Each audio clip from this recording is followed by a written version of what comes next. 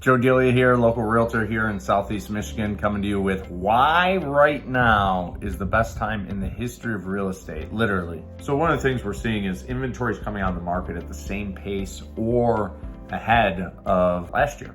So we actually have more houses coming on the market, at least in Oakland County, than we did last year. What's happening though is when they hit the market, they're selling so much faster because there's so much pent-up buyer demand just waiting to gobble these houses up, which is then causing a low inventory. So when new buyers come onto the market, there's only a fraction of the amount of houses for them to look at as compared to historically, you'll see, 6 months is the kind of the balance to market threshold, where right now we're trading under 2 months. So what does that mean for you as a seller? You as a seller, there's a lot of advantages to selling in the winter. One, if you have poor landscaping, fantastic time to sell because there's not a lot of flowers and not a lot of stuff. Whereas in the springtime, if you have a ton of landscape or you don't have the best landscaping in another house that people are, that house is going to garner more offers of all other things being the same. The other thing too is there's no one who's out looking right now that isn't a serious buyer.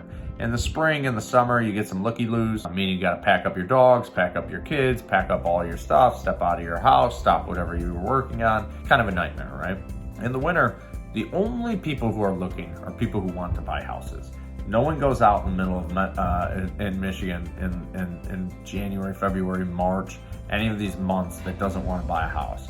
They are super serious and they want to buy. That's why they're going through the frigid cold to go look at your house.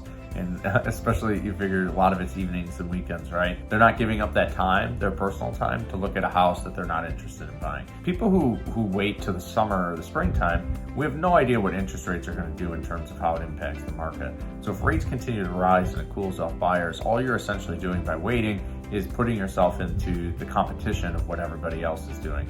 Now you've got to compete with a lot more houses that are coming on the market versus right now. So I know we're pacing ahead, but there's not many on, meaning people have to sit there and wait for one, and then it's a mad dash every time one pops onto the market. We'll be a part of the mad dash instead of people that know 5, 6, 7, 8 houses that are sitting there that they're considering between, because we don't know what the market holds. So not only is the winter, I've always bought and sold houses in the winter because it's a fantastic time. It's a lot of convenience that happens in those months, but we don't know what the market's going to do coming up.